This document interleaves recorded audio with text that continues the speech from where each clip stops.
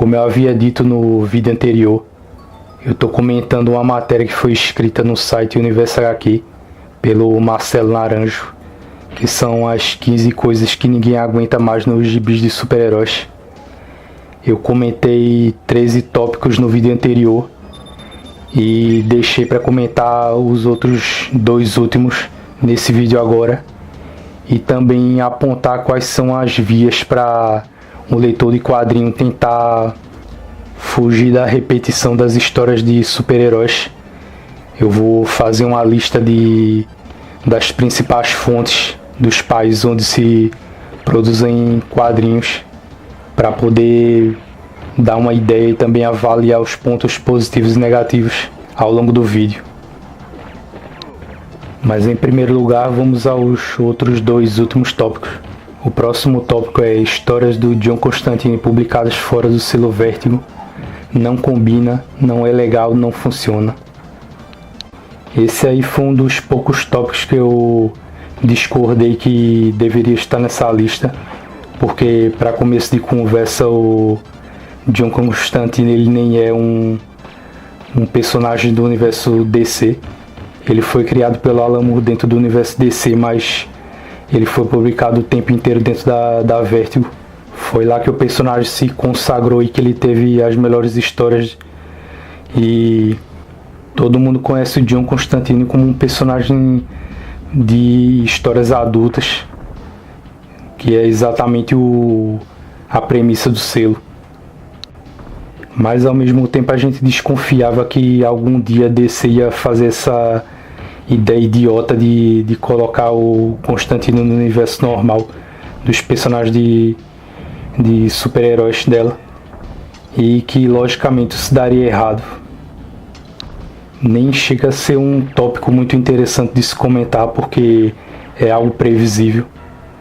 Todo mundo sabia que isso não ia dar em boas histórias, mas eles não deixam de ter razão por apontar esse erro da DC em trazer o personagem para a cronologia dos super-heróis, para que ele funcionasse tão mal e que ele ficasse deslocado dentro da cronologia. E para finalizar, o último tópico comentado foi HQs de super-heróis duplicadas saindo nas coleções capa dura e também nas edições especiais mensais, quase ao mesmo tempo. Ninguém merece, especialmente o nosso bolso. Esse aqui é mais um caso em que a decisão fica nas mãos do leitor. O custo-benefício que o leitor vai enxergar dentro da revista que vai determinar se ele vai ou não comprar. Então não faz sentido você dizer que isso aí vai atacar o bolso do leitor, porque afinal de contas você não é obrigado a comprar, você compra se quiser. E mesmo que as editoras façam uma estratégia mal feita de publicação, ou tentando tirar mais dinheiro do leitor através de uma edição forçadamente luxuosa, a decisão final fica por conta do leitor e ele pode simplesmente deixar passar, aprender a comprar quadrinhos percebendo essas jogadas das editoras e evitar de comprar histórias repetidas, como o autor dessa matéria fala. E esses aí foram os 15 tópicos que o Marcelo Naranjo do Universo HQ listou, de coisas que o leitor não suporta mais ver em histórias de super-heróis. E você pode perceber que verdadeiramente o motivo pelo qual eu escolhi essa matéria para comentar não foi pelo fato de ser uma matéria tão bem feita, tão bem acabada. Você pode perceber que ele deixou alguns tópicos de fora, como por exemplo a inclusão de assuntos políticos e ideológicos dentro das revistas que ele não citou como sendo dos problemas. A substituição de personagens ele também não citou, ele só falou do status quo dos personagens, entre outros problemas que ele poderia ter enumerado se tivesse feito uma matéria mais cuidadosa, se tivesse se aprofundado mais no assunto. O que eu acho que não aconteceria, porque a matéria foi para isso mesmo, só para lançar uma ideia. Se você ler ela no original, no site do Universo HQ você vai perceber que é uma matéria bem simples, tem só um texto pequeno propondo os tópicos e algumas imagens embaixo. Quer dizer, não foi feito para ser nada tão bem elaborado assim, e eu entendo isso. E também o motivo pelo qual peguei essa matéria foi para servir de base para o meu comentário, e não porque ela iria ser uma fonte tão aprofundada, tão interessante assim para abordar na matéria. Eu só estou usando ela como um tipo de gancho para poder comentar o assunto, que na verdade é o sentimento de frustração, de tédio que o leitor de quadrinhos tem, principalmente os leitores de quadrinhos mais experientes, e que realmente, como o título do primeiro vídeo diz, a acomodação e o fanatismo do leitor realmente estragam o prazer de ler histórias e quadrinhos. Você tem que ter isso em consideração se você compra quadrinhos há um bom tempo já. Isso não diz respeito, é claro, aos leitores de quadrinhos que são crianças ou adolescentes, porque eles têm o direito de ler o que bem quiserem, do mesmo jeito que a gente leu quando era pequeno, sem ser incomodado por nenhum outro leitor mais velho que fique tentando ditar o que ele vai ler, o que é melhor, o que tem mais qualidade. Criança e adolescente não tem que se preocupar com isso, só tem que se divertir mesmo. Mas para o leitor adulto é bom que ele aprenda cada vez mais a refinar o ato de consumir quadrinhos, e aprenda também a perceber a qualidade de roteiros, a qualidade de desenho, de narrativa, se aquela história tem importância, se ela é um divisor de águas, se ela está contribuindo para alguma coisa ou só está dando volta sem sair do lugar. Se você está perdendo tempo há anos comprando um quadrinho que não quer dizer nada e só repete as mesmas histórias em situações diferentes, e fazer com que esses leitores entendam que existe uma alternativa para isso. Sendo assim, eu vou oferecer algumas alternativas para esses leitores que estão cansados de ler histórias de super-heróis ou não conseguem encontrar boas histórias. A gente sabe que é importante manter a qualidade das histórias que a gente lê. Todo mundo deve conhecer pelo menos uma pessoa que parou de ler quadrinhos quando era adolescente, porque provavelmente ficou enjoado de ler sempre a mesma coisa. E é esse descontentamento que faz com que as pessoas se afastem definitivamente dos quadrinhos. Eu entendo que tem gente, por exemplo, que lê Tex e somente lê um tipo de quadrinho e gosta disso e se sente satisfeito lendo somente as histórias de um personagem. Ou pessoas que só leem histórias da Disney ou histórias de Asterix ou de alguma outra série de quadrinhos europeia, da Bonelli, por exemplo. Mas geralmente os leitores de quadrinhos leem todo tipo de material variado, e é para esse tipo de leitor que eu quero oferecer essa sugestão. Uma das opções mais óbvias dentro do mercado mainstream americano é o selo Vértigo.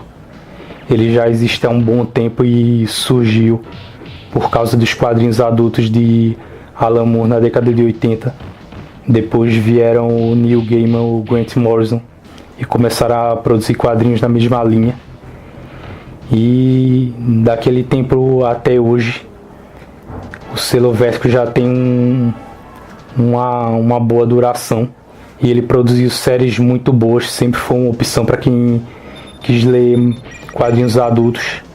Hoje em dia, na verdade, ele não tem tantas séries boas como já chegou a ter antigamente, mas ele é sempre uma opção de qualidade para quem quer ler quadrinhos bons e que tem uma duração definida, como é o caso de O Inescrito, ou Fábulas, ou Escalpo, que são algumas das séries mais recentes do selo e que vão satisfazer quem quer sair desse mundo de histórias de super-heróis por insatisfação, por impulso de ler algo diferente. Outra opção que está dentro do próprio mercado americano é o quadrinho underground, que é o quadrinho não comercial. Eu não tenho ideia mais ou menos de quando começou a aparecer esse tipo de quadrinho, mas eu acho que ele surgiu no período anterior à década de 60, quando caras feito Robert Crumb surgiram. Mas além dele, você pode destacar tipos aí como Harvey Pekar, Daniel Clowes, entre outros quadrinistas americanos, até algumas mulheres também que fazem quadrinho alternativo. E nesse caso aí você não vai encontrar quadrinhos muito bons. Tem meio que um pensamento comum dentro do underground americano de que eles devem rejeitar os quadrinhos de super-heróis, o que eu acho uma atitude idiota, e até muitos leitores que se sentem superiores a quem lê quadrinhos de super-herói, simplesmente porque esse quadrinho underground é dito como de contracultura, sendo que muitos desses quadrinistas não têm capacidade de produzir uma série longa, não têm uma produtividade alta. Os desenhos deles também, se você perceber em várias edições desse tipo de quadrinhos, são horríveis.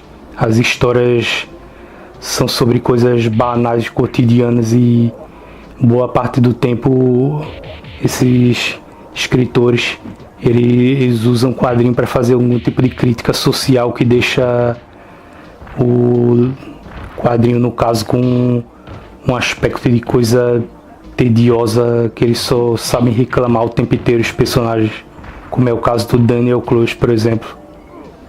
Mesmo tendo citado o quadrinho alternativo americano como uma das vertentes de onde você pode tentar encontrar alguma coisa boa para ler, eu sugiro a você que leia mais o material alternativo vindo de editoras pequenas americanas como a IDW, a Dark Horse, ou a Kitchen Sink Press, ou qualquer outra editora antiga. Algumas delas até deixaram de existir já, ou a Valiant também é um bom exemplo, para poder encontrar alguma coisa alternativa aos quadrinhos Marvel e DC.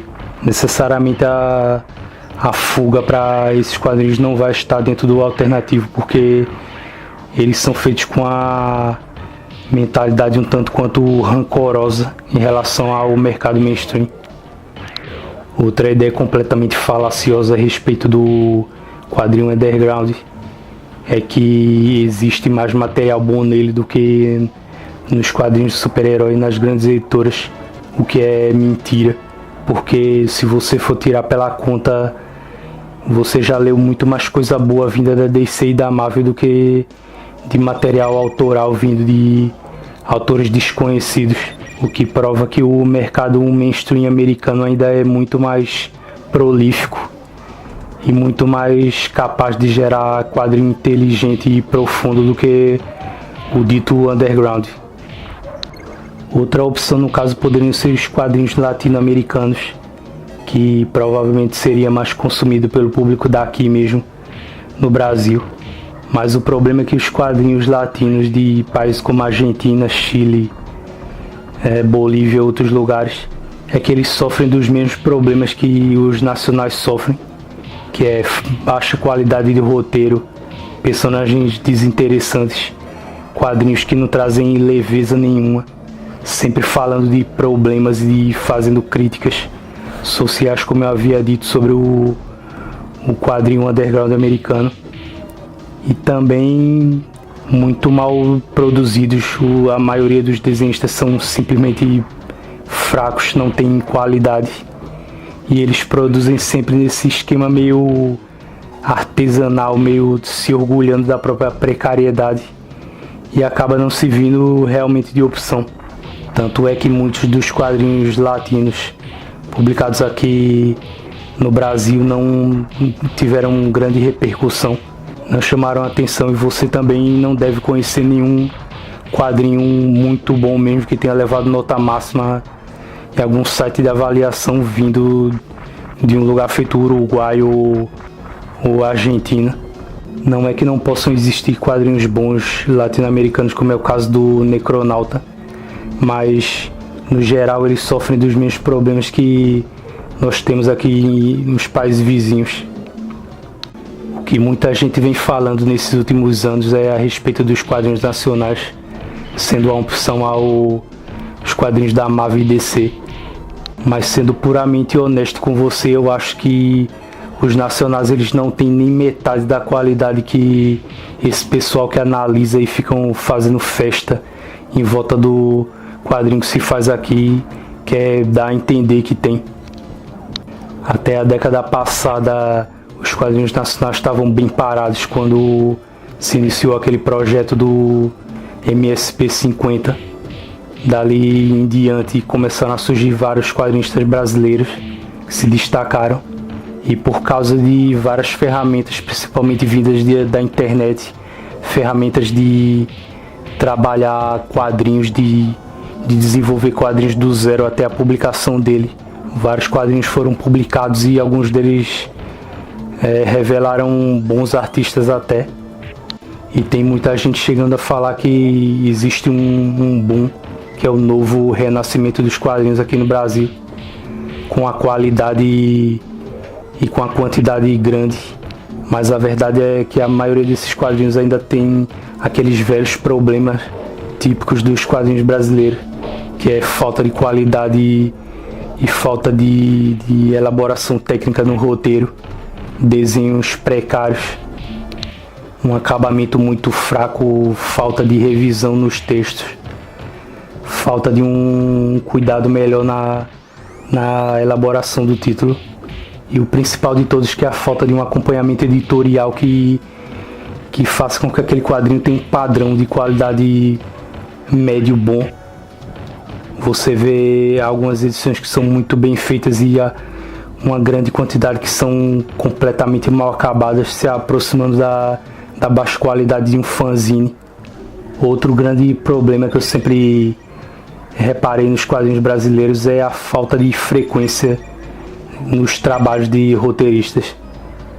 Você vê, por exemplo, um dos poucos caras que eu vi trabalhar nesse mercado que produziram uma série longa de verdade foi o Marcelo Cassaro, junto com a Erika Wano, naquela série Holy Avenger. Eles chegaram a produzir, se eu não me engano, 60 edições, o que é uma coisa rara aqui no mercado nacional. Eu não entendo por que os quadrinistas aqui não conseguem fazer nenhuma série longa. É sempre séries curtas com poucas edições, e às vezes algum volume que eles fazem que é um só, mas é um volume com acabamento alto para justificar um preço de capa abusivo. Mas os escritores aqui no Brasil de quadrinhos continuam sofrendo do mesmo problema de não saber escrever séries longas, não saber escrever planejando a longo prazo, e também não serem prolíficos, ficarem restritos a um trabalho pelo qual eles ficaram famosos e depois produzir coisas só medianas e sobreviver de uma fama que o sujeito teve no passado, ou da fama que um trabalho só forneceu a ele, e não fazer mais nada interessante. Que existem quadrinhos nacionais bons, é lógico que existe, mas eu gostaria de ver os quadrinistas aqui no Brasil realmente começar a estudar e trabalhar bastante para se profissionalizar e começar a produzir cada vez mais material a longo prazo, séries bastante longas, e quem sabe você vê até um roteirista brasileiro indo trabalhar na Marvel, na DC, produzindo uma série com um personagem famoso, o que não é impossível de acontecer, mas do jeito que anda a mentalidade dos artistas aqui no Brasil está um tanto difícil de acontecer. Essa alternativa de mercado que eu vou citar agora, de longe, é a mais comum, e também eu vou dizer para vocês que ela é a mais recoberta de um eufemismo a respeito da qualidade dela, que são os quadrinhos europeus. Eu comecei, como todo mundo, lendo quadrinhos de super-heróis, não passei pela Disney nem por Turma da Mônica, fui direto para os heróis. E quando eu tive contato com o quadrinho europeu, eu tive aquela ideia de pensar igual a todo mundo. Quadrinhos europeus oferecem uma alternativa boa, não depende de personagens que saem disparando raios ou que tem superpoderes. E achava que lendo aquilo ali eu ia estar ampliando as minhas ideias a respeito dos quadrinhos, talvez até me tornar mais inteligente ou mais culto em relação a esse meio. Mas isso aí é um erro que todo leitor de quadrinhos comete.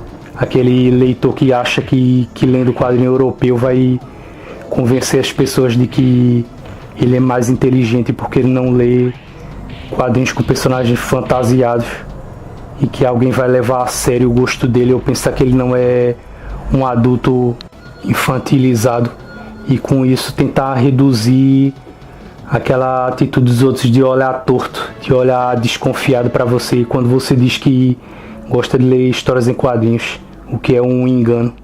Os quadrinhos europeus realmente eu posso citar entre os que oferecem de verdade uma opção, mas eu vou também destacar o fato de que o estilo de roteiro que eles fazem na Europa é de uma ficção científica um tanto antiquada.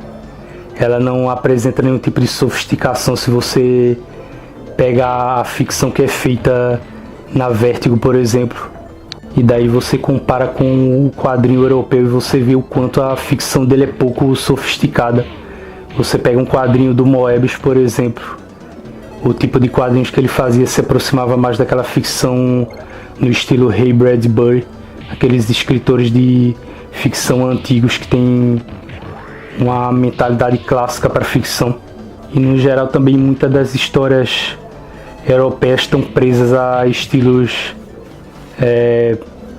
já estabelecidos, como o caso de Tex, por exemplo. Os quadrinhos de humor, de sátira. Você vê também aquele tipo de quadrinhos de aventura com linha clara, como o Tintin, ou várias outras séries de aventura e de humor publicadas na Europa. E no geral você percebe que, a exemplo de um quadrinho como o Incal, o Corto Maltese, parece que as ideias dos artistas europeus, dos escritores, ficou um tanto estagnada na década de 60.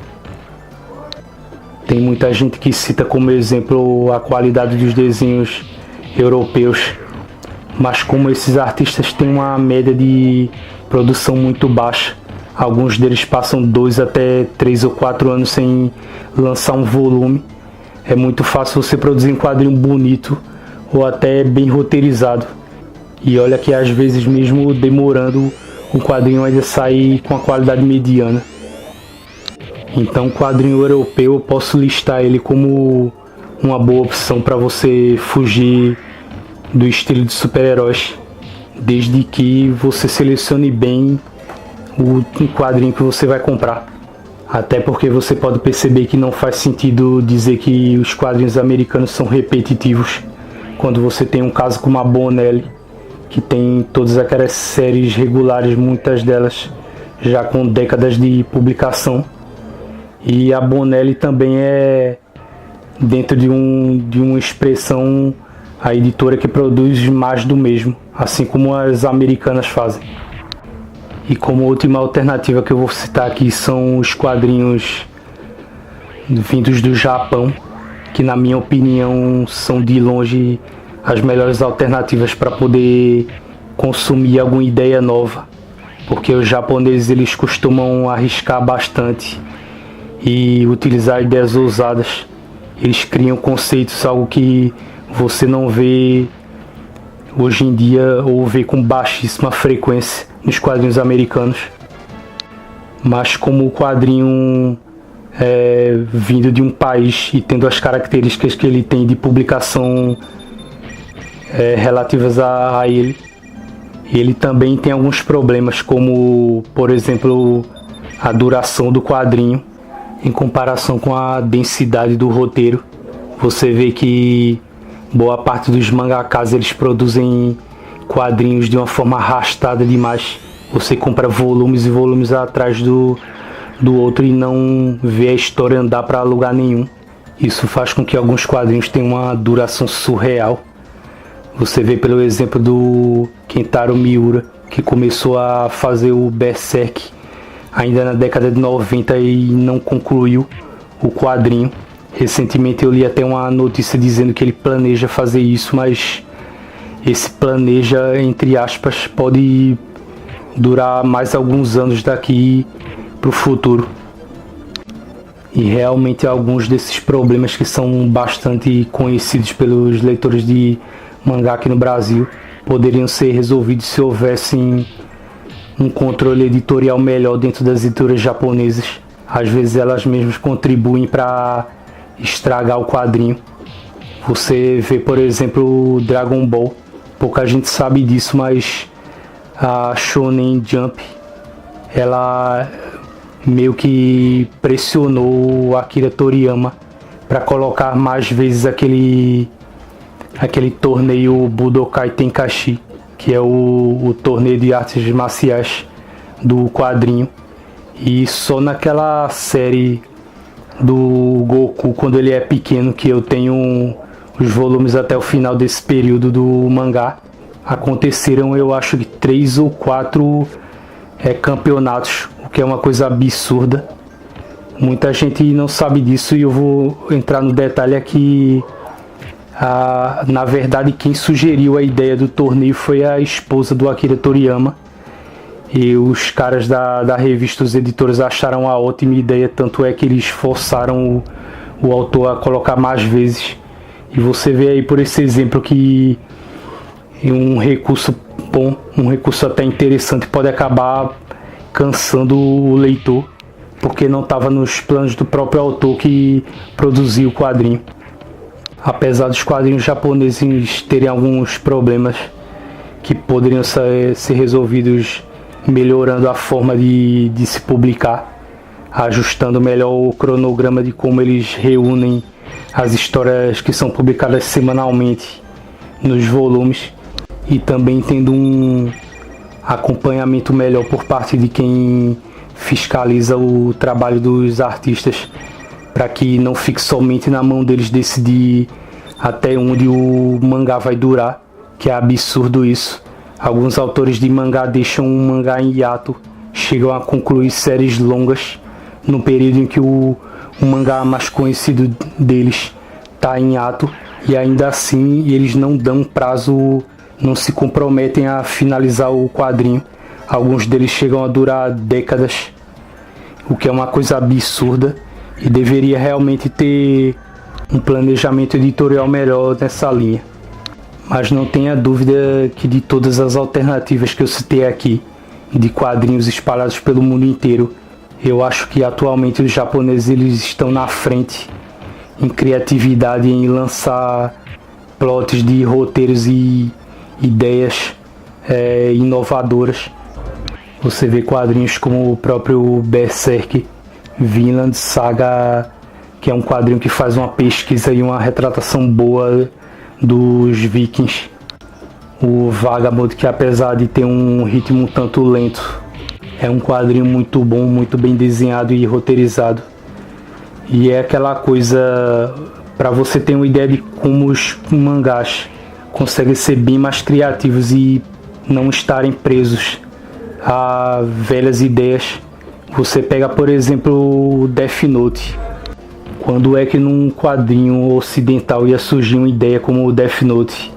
A verdade é que ela não ia surgir nunca, porque como os japoneses têm dentro da cultura deles essa coisa de publicar mangá sobre todo tipo de assunto, eles também deixam em aberto e têm a mente bem mais livre para criar do nada todo tipo de história com conceitos juntos, algumas coisas misturadas, como é o caso de Full Metal Alchemist, que mistura aquela ambientação do começo do século passado, da primeira metade do século, com alquimia, que é uma junção bem interessante.